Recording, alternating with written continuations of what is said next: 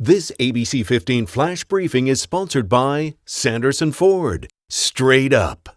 Hi, I'm Steve Irvin with your top stories from ABC15 Arizona. An Arizona House committee passing a bill banning all abortions after 15 weeks. That includes pregnancies that result out of rape or incest. The only exception is a medical emergency. It now goes to the full House for a vote, and if passed, it will go to Governor Ducey to be signed into law.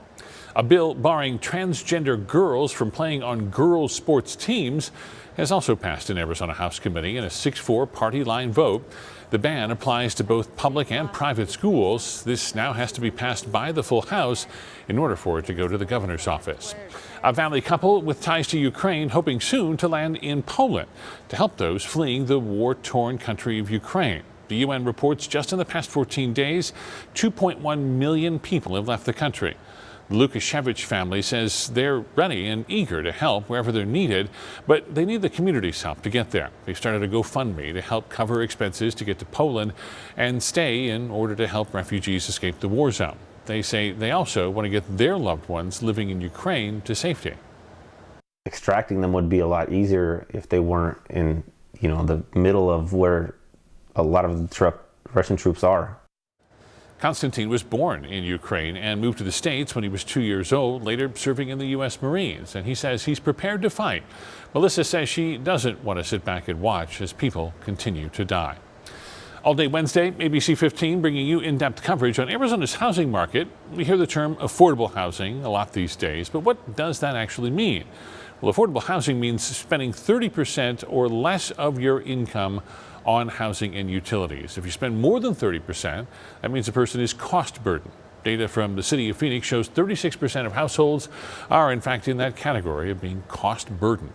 We spoke to Allison Cook Davis, the Associate Director for Research at the Morrison Institute, about why Arizona lacks enough affordable housing.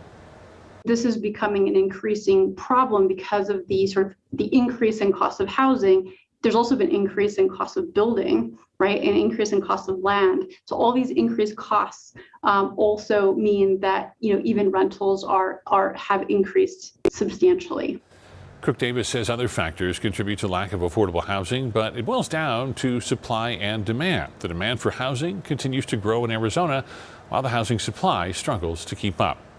Arizona's population grew by more than 750,000 people between 2010 and 2020. That's according to data from the U.S. Census. And with that growth comes growing pains. We looked at data from Zumper and spoke with their market analyst, Jeff Andrews. Phoenix has experienced the most home price growth and the most rent growth as anyone in the country.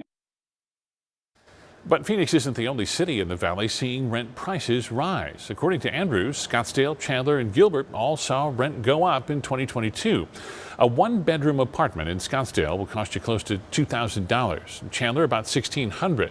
Gilbert coming in around $1,500. And for a one-bedroom in Phoenix, Zumper estimates you'll pay about $1,200. Since the pandemic started, many people have lost their jobs or their money. They had to go to medical bills or other expenses, putting their housing situation in jeopardy.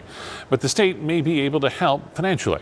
Arizona's Housing Assistance Fund program provides money for mortgage and utility costs for homeowners who have experienced hardships because of the pandemic. You have to apply to see if you're eligible. Once you're approved, the payment will be sent to the billing company directly. To learn more, go to the website on your screen, haf.azhousing.gov. We also have a link on our website, abc15.com. To see even more coverage from Wednesday's Priced Out special, head to abc15.com/housing.